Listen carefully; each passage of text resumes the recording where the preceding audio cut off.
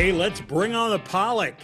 Perhaps that fish and the seafood industry that helps bring it to market may get a boost in demand from it. That's what Jeremy Woodrow is thinking and hoping. Hi, I'm Dave Price. This week, we'll talk to Jeremy. He has been the executive director of the Alaska Seafood Marketing Institute. He knows the industry. After all, he has had this gig for nearly a decade, but he has been in the Alaskan seafood industry all his life, other than that stint in college in northern Arizona. We're going to talk to Jeremy about tariffs and trade, what it's like to be out at sea for weeks, and why it can be tough to compete with fish coming in from other countries. And we will talk about how and why GLP-1 weight loss drugs might make the Alaskan seafood industry focus more on pollock. The American Farmland Owner Podcast is brought to you by Acres. In agriculture, market forecasts are only as good as the ground level data behind them.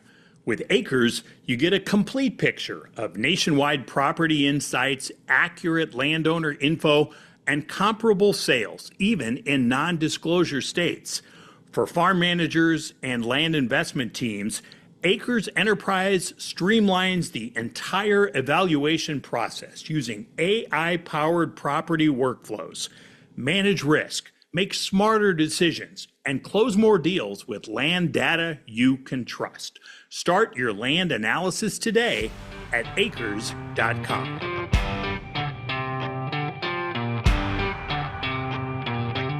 Jeremy, welcome. Glad to have you on here. How are you? Great, Dave. Thanks for having me on. It's nice to connect to somebody. You're physically in Juneau today, right? Yep, that's where I live, Juneau, Alaska. Awesome. Our first guest physically from there in 2.5 years of the podcast. So appreciate the time. As we were joking before we started recording, I always try to brush up on the guest bio and all that stuff. And, why is this guy doing what he's doing, all that kind of stuff. You didn't have any choice, right? Like you were born for this gig, right? You could say that. Yeah, I was born in the industry. My father is a commercial fisherman here in the state of Alaska. He fished for nearly 5 decades. My older brother was his primary deckhand. I definitely spent some summers on the boat as well. My brother's been running his own boat for 30 years now. It's I guess you could say it's part of the blood to be in and around the fisheries as much as possible. You spent the summer doing it. What kind of work is that?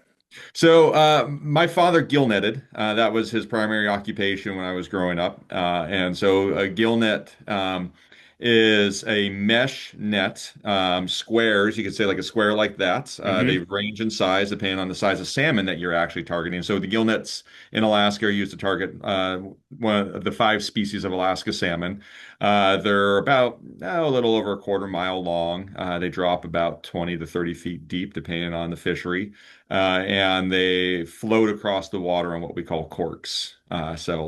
Floating corks about that size. You let the net out off of a big drum off the back of the boat. You let it float in the water. You drift around. You put it into areas where you're more likely to intercept salmon. And then when you see the cork start bobbing, they'll literally just like think like your bobber on a lake or bobber on a creek. Same idea. When you see the cork start bobbing, you know that fish are hitting the net, and you start pulling that net in on a steel drum, and then you pull the fish out of the net, put them into a fish hole filled with ice, and repeat until you make a living out of it. What's the physical side of doing that? Oh yeah, it's definitely physical. You're on your feet all day long. As a kid doing it, I at least got to take naps and sleep at night. But the adults in the room, or I should say on the deck, they're taking very short naps and maybe not sleeping so much in the nights. Depending on the fisheries, sometimes you might get a few days off a week. Sometimes you might be fishing 24/7. And so it's just a nap schedule around when you're putting the net out, and when maybe the deckhand's picking fish, you might need to take an hour or an hour of sleep. It's definitely a physical toll, but it's not all year round, right? And so the fisheries in Alaska, especially the salmon fisheries, they run from maybe, if you're lucky, middle of May to middle of September. Sometimes there's a little bit on both ends of that, but that's your time to make money. You can sleep in the winter. So you're out there for how long at a time, typically? It depends every fishery. So some Okay. fisheries you might be out for several weeks at a time. 8 to 10 weeks isn't uncommon. Some of you might just be out for a month and then you're back home, might do, some grocery shopping, take your first shower in a while, and then get back out there for another several weeks. Some fisheries, you might just be out for 2 or 3 days and then you're back home, get a clean the boat, clean yourself, do some laundry, do some grocery shopping, you're back out repeating that for 5 months at a time. So depends on the location. Every fishery is a little different. Some boats you're living on the boat all summer long. Some you're back and forth between home and out to the fishing grounds. It does vary across the state. So when people stop you and ask you, how's the industry right now in Alaska? How do you answer? Oh boy, it's mixed. Okay. We have always an interesting balance of supply and demand, and Sure. especially for Alaska's fisheries, we compete in the global marketplace. While Alaska represents about 60% of all the wild seafood that's harvested in the country, so we because of Alaska, we put the U.S. on the On the map as a map. seafood producing nation. Hmm. But about 70% of what we catch is exported internationally. And so we really are at the whims of the international markets. And so depending on how our trade relations are with major trade partners, depending on how the strength of the US dollar is doing compared to our trade partners, all that comes into play about how the health of our industry is doing here back in Alaska. And so it's always mixed. I would say that if it was, always perfect, I probably would be out of a job. Um, so because we wouldn't need to market Alaska seafood if things were easy. But they aren't. There's always challenges. One of the challenges that we have, and it's probably the greatest challenge we have in Alaska's fisheries, is that all of our fisheries are wild. And that means that we're at the whims of Mother Nature. And Mother Nature sometimes produces a lot of fish in certain years, and some years we are fairly lean. And the market tries to work around that. So prices go up, obviously, when we have less fish. Prices go Sure. down when we have more fish. It seems like we can never have a balance. And then it also varies across species. Some species years, like this year, is going to be naturally a down year for the returns for wild salmon. That's just how we are usually on even years. And so you're seeing market corrections due to that. We have some species that are a little bit more balanced. They're doing really well in the current ecosystem. And so you're having really strong demand and supply for those species. So it just varies. And so I think the greatest part really about Alaska though is that we have an incredible portfolio of fish. We have a lot of different commercially available fish in varying quantities, varying price points, varying taste profiles. And so allows us as an industry as a whole to kind of adapt and provide, a clean, healthy protein to our consumers. With that every other sort of natural cycle, especially with salmon, this is probably where you make your money. How do you build that consistent demand, especially if there's any price fluctuations there that would naturally come with that?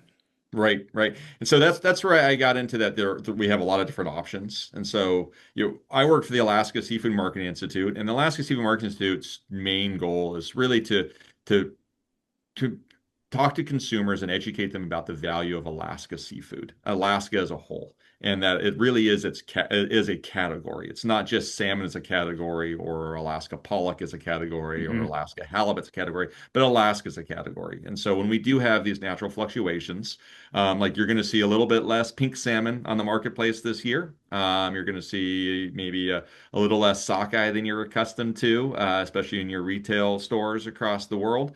Um, but there are other options. You can go out and find other affordable whitefish. We have a lot of flatfish like flounder and sole that are going to be available in the marketplace. You can always look for pollock, which is a great alternative for cod or halibut.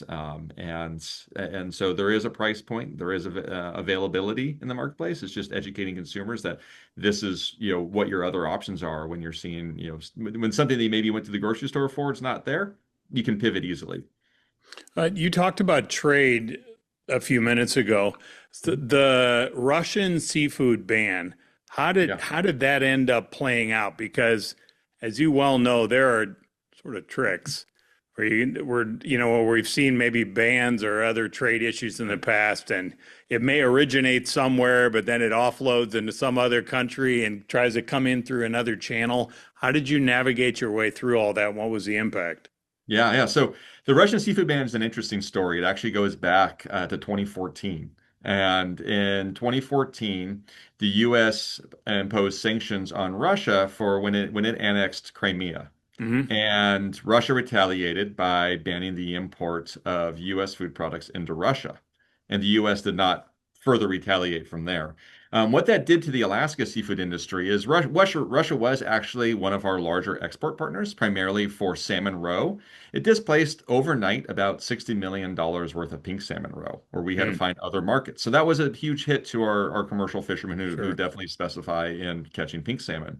Um, we worked with our congressional delegation. We worked with several administrations, right, going through Obama, Trump, Biden, back to Trump, on working on educating those administrations on the challenges that not having our availability to get into the Russian market, but by the same time, still allowing Russian seafood access to the U.S. market was actually having a detrimental impact on the value of our Alaska seafood here at home in Alaska, right? That was impacting communities. It was impacting small boat businesses.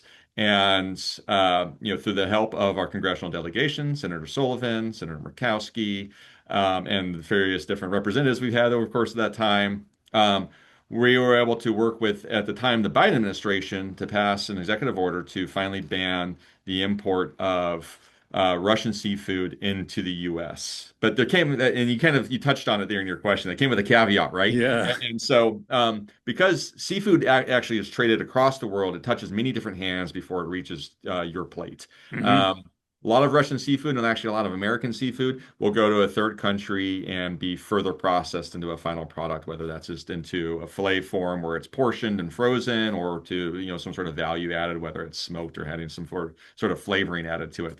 Then that makes its way back to our shores here in the US. So what we found when that executive order went into place the first time, it didn't cut off the import of Russian seafood by way of third country. So it's still Yeah. coming in by way of further processing from China or Vietnam, some of those Southeast Asian countries where it's commonly reprocessed. Um, so a second executive order came out and cleaned that up, and that fully cut off, fully turned off the spigot of Russian seafood coming into the U.S. And then that was really important to the Alaska seafood industry. There was a point 3 years ago where Russia was selling its pink salmon on the global market at a price point where, frankly, Alaska could not compete. And the processors, those who buy the seafood from our commercial fishermen, sent out a letter to the commercial fishermen in the state and said, do not fish. We cannot buy your fish at a price point and sell on the global market and make a single cent. We will Hmm. lose money this year, even getting your fish for free because of the cost to process that fish and ship it to market. That's how much Russia is undercutting us in the U.S. market. And so it really was a plea to our lawmakers and say, we need your help. We need to help stabilize our industry. The U.S. market, while a lot of our, well, I just say, 70% of our seafood's exported, well, 30% stays here at home. And so the U.S. is our most important marketplace overall. And you would think that a U.S. industry should be able to compete fairly here at home. And that's really what we were asking for, is just an ability to compete fairly here at home, have the U.S., dedicated to our U.S. fisheries and block Russia for now, until they become a better partner on the global marketplace. And they haven't gotten that point yet. They're still competing on the global marketplace, I would say unfairly. And so it makes challenges over there, but at least we have stability here at home. And how are they able to do that? Are they deliberately underpricing just to try to screw the competition? How are they offering that cheaper price point? Well, they don't have the same labor practices we do. They don't have the Okay. same regulations that we do. And so their cost to operate is dramatically lower just out of the gate. Okay. And our fisheries are well regulated. They're the best regulated in the world. They're the best managed in the world. We have strict labor standards in place, right? These aren't just for Alaska's fisheries. These are the same labor standards you're going to find on a farm or in a factory anywhere across the U.S., Sure. right? These are put there for a purpose. Those aren't applied equally across the board. And so when we come in at a higher operating cost just to step into the door or step onto the boat, that already puts us at a disadvantage. Tariffs in general, how have they impacted the industry? Boy, it depends. Depends on which way that product's moving, right? So tariffs here in the U.S., that impacts the industry because it does bring up the price of seafood for everyone. It can Hmm. turn consumers away. Seafood is inherently expensive to begin with. It's hard to price up and down quickly for consumers, and so tariffs do make seafood as a whole potentially less accessible to consumers. What we also see when tariffs come up here in the US, that's oftentimes our trade partners will retaliate and they'll impose their own tariffs. Yeah, And so that makes it then more challenging for us to export our seafood into a third country as well, or that next trade partner. Oftentimes, our tariff or our trade negotiations at our trade partners, we come in at a higher price point than some of our competitors do. Like I said, we compete with against Russia. While the U.S. has imposed sanctions on Russia, not every country across the world has equally imposed as strict of sanctions as the U.S. has. Actually, for the most part, we look at a lot of places that Alaska seafood goes, Russia's going in duty free. And so we mm, might have a 10 to 15% tariff rate, and Russia's going in without any extra tariff. So sure. those create challenges. I guess we said why I might have a job because my job is to educate not just U.S. consumers, but global consumers the value of Alaska seafood, while it's still a good choice, even though it might be a little bit more expensive. So how do you plan for that? Tariffs have been so back and forth, up and down, uh, jacked up, then lowered, adjusted, threatened, never happened. I mean, there's so many different forms of this. How do you gameplay this out when it's so uncertain? Yeah, I wish I could say that we used to be able to plan for it. And then now you're right, it's so on again, off again. The great part about our business, so the Alaska Seafood Market Institute, is that we work incredibly closely with the Alaska seafood industry. And we are professional communicators, and the most important part about communicating is listening. And so Sure, we listen very closely to our industry about where our product is moving in that moment. And we shift our goals, we shift our focus to different markets where we have availability and where we're able to move our product in that year or where we think the future is going to be. And so we try to be nimble, but we also try to spread out, our marketing across as many regions. We're in over 50 different countries, divided by 10 different regions across the world. And so we do have the ability to be flexible and move our budgets and move our talking points to the country where we're able to sure. have better access at the time. You already laid out how, following when you were using the example of the seafood ban, you're going with Obama, Trump 1, Biden, Trump 2, and you got all these various policies related to that and not related to this now, maybe more so with the tariffs. One of the new things now would be this Office of Seafood, Yeah. right? What do you know about that, and can you already see an impact from that?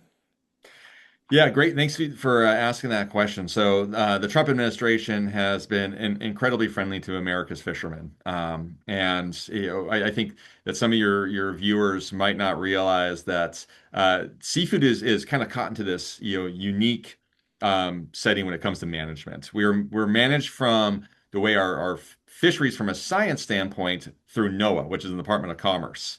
But at some point, fish becomes food, right? That's why we call it seafood. And then this baton is passed from Department of Commerce to USDA, Department of Agriculture.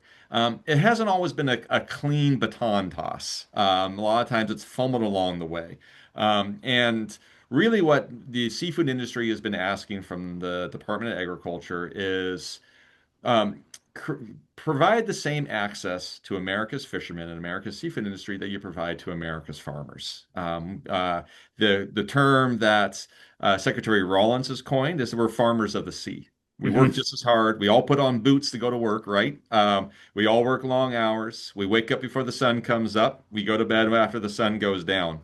No different from a working standpoint. And so, and we have similar challenges, but it's been hard for us to fully understand. And when I say us, the seafood industry, to fully understand where those similarities are. And so it's great that through this administration, they've established the part or the Office of Seafood. We just actually just had Mike Illenberg up to Alaska just this last week, who's the Hmm. director for the Office of Seafood. Great guy. He actually has some roots here in Alaska, spent some time here throughout his career as well. He understands some of our industry's challenges, but it was good for him to be up and seeing those challenges firsthand and trying to find those parallels where we can provide some equal programs, whether it's through insurance programs, through insurance co-ops, some disaster relief. We're looking at things like that to help stabilize our industry. Some things our industry really needs to do is we need a lot more product innovation. And so are there programs out there? Are there things that the egg industry has already done for, decades and decades that we're just behind the ball on from the seafood industry? And how can we catch up to make sure that, we can provide a clean, healthy, sustainable protein source to, America's consumers and the global consumers? You're about a decade into this gig, right? With ASME, Hmm. yes, I've been with ASME for about, which is Alaska Seafood Market Institute, for about 10 years now. Okay, Yeah, but I mean, obviously you're born into this, so none of this is yeah, foreign to you. But you mentioned dealing with different administrations, and when you lay it out, you got Democrats, Republicans, whatever. How do you determine? Let's use this Office of Seafood as the point here. But how do you determine when you're dealing with politicians, administrations? They're always going to sell you on the promise of whatever they do is awesome, right? Democrat, Republican, doesn't matter. That's their thing. I mean, you get marketing, so you understand the premise behind that. But like with this Office of Seafood, how how and when will you know whether this is more than just a promise, but there will be practical benefits from this yeah. beyond just the talk of we're going to reduce bureaucracy and make it work better, we're going to more like a business, all that kind of stuff. Like where does the rubber hit the road where you see some progress? Yep. I've told people we need to be patient. Okay. Mike Ellenberg, he confided that he's an office of one right now, right? And Yeah, so yeah, yeah. he needs to find allies across the USDA as well to Hmm. help him do his job better too. And I respect him for that because yeah, we can't just throw him a giant book and say fix this, because that's a lot of work. And so he's Yeah. smart to realize that he needs to find allies and coworkers within the industry that everything be filtered up through. And so we need to be patient. I do view this from the seafood industry standpoint as probably a decades long project, to be honest Okay. with you. We're not going to Okay. see just overnight pivotal change. We might see some changes, within the next couple years, but really, I think that we need to be patient. We need to definitely continue to ask Congress to continue to fund the office and fund the position, and have it pass through administrations and become part of USDA's culture. And I think that's important, is that seafood becomes a greater part of USDA's culture. And so we're working there. We're getting there. You can easily say, put their money where their mouth is. They want to do Sure. more, and so as we see those programs come alive and more access to funding, that will be a good sign of change as well too. I don't want to get into your private conversations, but what can you say in this conversation about the nature of maybe your wish list from that office? Like, are there a couple of priorities where you're like, "Hey, this is where you can really help us out"? I would say where I guess my wish list might not always be the same as everybody's, but I Okay. mentioned product innovation. Hmm. If you go into our processing plants across Alaska, they all look fairly similar, but one thing that is identical to all of them is they're old. They are very old and they need to be brought up to speed, especially to continue to compete against other protein sources and compete against other fisheries producers. And we could use some help on identifying where those processes can be brought up to speed quickly. And also, are there funding opportunities to help get our industry, caught up to the rest of the world? Or otherwise, we're going to continue to slip behind. We have a great protein. We have great fisheries. They're very well managed. But where our inability to compete is our inability to make sure that we have the right product forms reaching today's consumers and tomorrow consumers. Okay, let's talk about that protein.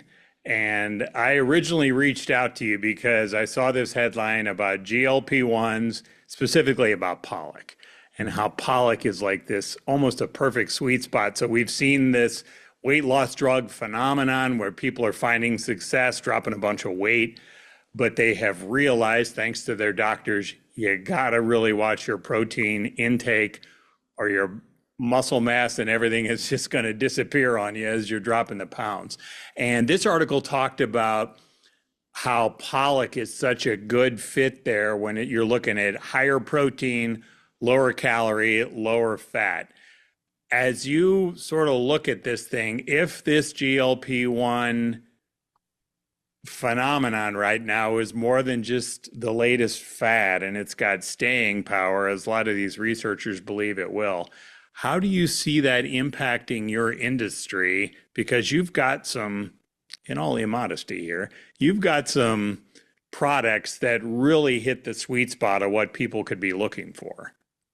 Yeah, this is a fascinating trend, and from I guess from a Pollock point, I hope it sticks. And so it Yeah, doesn't just do what most trends do. But for I guess your viewers here that aren't familiar with Alaska Pollock, Pollock is cod's smaller cousin. They look very similar. They taste very similar. It's just a smaller fillet. Very mild, flaky whitefish, very versatile. You can bread it, batter it, or you can just treat it on its own, whether it's on a grill or and broil it or bake it. Flavor it with whatever your favorite seasoning is, and it's a delicious mild whitefish. So that's what makes pollock so versatile. Pollock is also the largest sustainable fishery in the world. That means that there's a lot of it. 3 billion hmm pounds are harvested in Alaska every single year. If you are telling yourself, oh, I've never had Alaska pollock before, well, have you ever had a California roll? If you've had a California roll, you've had Alaska pollock, but it was called imitation crab or surimi. Um, exactly. and so pollock is used in many different ways. Surimi is a centuries old recipe that actually is just fish cake. It's just fish that's bound together with different other additives and they're usually natural additives to and then flavored to make it taste like something else. And that's originated in Japan, and it's been becoming more prevalent in America's diets for the last several years as we've seen the sushi category grow. But going back to pollock, what makes pollock so great is high in protein, low in calories. It's full of omega-3s, just like you're going to get out of any other fish. The good Um, fat. and the good fat, yes, that's Yeah. the fat that powers your body, reduces inflammation, powers your brain. Honestly, consumers can't get enough of it. Consumers already, Americans especially, don't eat enough fish as it is. And so, if you're trying to add more fish to your diet, because pollock is so versatile, it's very affordable. And it cooks really quickly. It's a great way to add that to whether it's a lunch or a weeknight meal, a family meal. And it's a great way to add extra protein to your body. Another thing that we hear from people all the time too, when you're talking about protein, is, and especially on GLP-1s, right? You have this balance of you're not trying to eat too much, but if you Yeah. eat too much, you're too full. Yeah. You feel too full, but you're trying to get proteins in. And the thing that we hear from consumers all the time eating fish is that fish doesn't make you feel as full, right? You eat fish, you digest it easily. It doesn't sit in your stomach as long, but you're still getting all that healthy protein. Your body's able to digest it quicker. And if you need to eat more protein, it's easy to go back to it. I So realize it's a you deal win-win. with, and I realize you deal with so many variables. We already addressed the whole tariff uncertainty, but are you already seeing a change in demand from this phenomenon, or are we too much on the front end of that? I think we're too much on the front end of it. Okay. What's great about Alaska pollock is in the last, I'd say, decade or so, maybe a little less than a decade, we've really been working on calling it out front of package. For the longest time, pollock was kind of a hidden player in the seafood industry. It was what was used in your fish sticks, and it was maybe just called whitefish on the Yeah. labeling. Kind of Um, generically.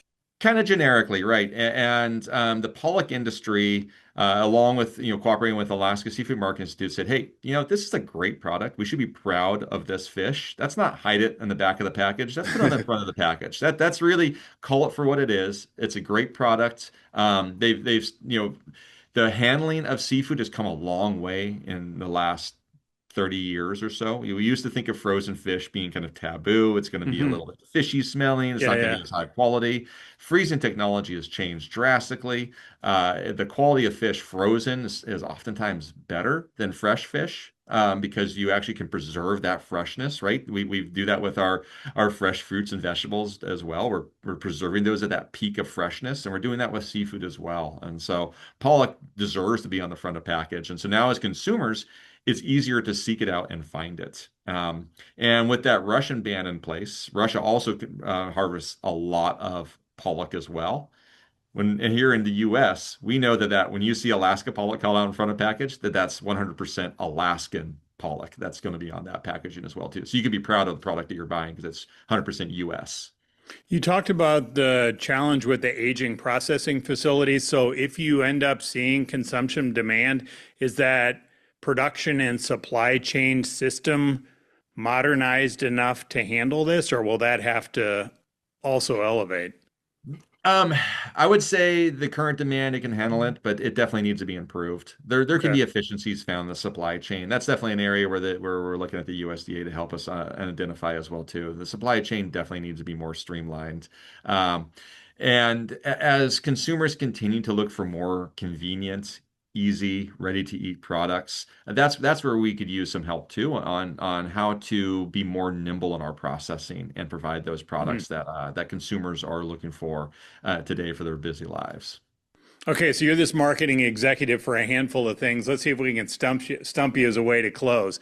If you have to pick from Alaskan seafood on your dinner plate tonight, Hmm. pick your favorite. What is it? Oh, I eat through the season, so that's easy for me. So I Fair. had coho salmon last night. That's what's fresh in Juneau, Alaska. I'm not gonna lie, this is gonna sound very bougie, but we have a king crab opener going on right now here in Juneau, Uh, Alaska, and so everybody's going out and harvesting their king crab. It's a very mhm. small, like 10-day opener that we're allowed to go out and personally fish for it. And so I'm gonna have king crab tonight because it's in the season, and why wouldn't I spoil myself when I have the opportunity to do so? So that was an easy Yes. one right now. Ask me 10 days from now, and that's going to be a different answer. This is where you got to take advantage of where you live. Makes sense. Totally, totally. It's in season right now. You know, if I were somewhere where the peaches were ripe, I'd be picking those too. No doubt. Jeremy, really appreciate the conversation. Thanks for taking us through this. I appreciate the time.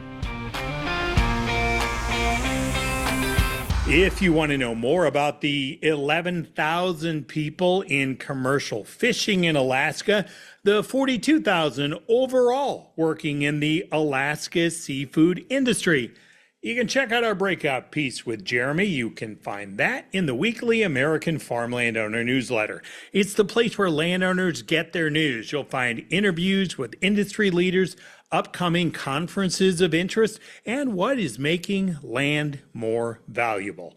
Check it out now at AmericanFarmlandowner.com. Thanks for joining us this week for the podcast, and thanks for caring about the future of our farmland.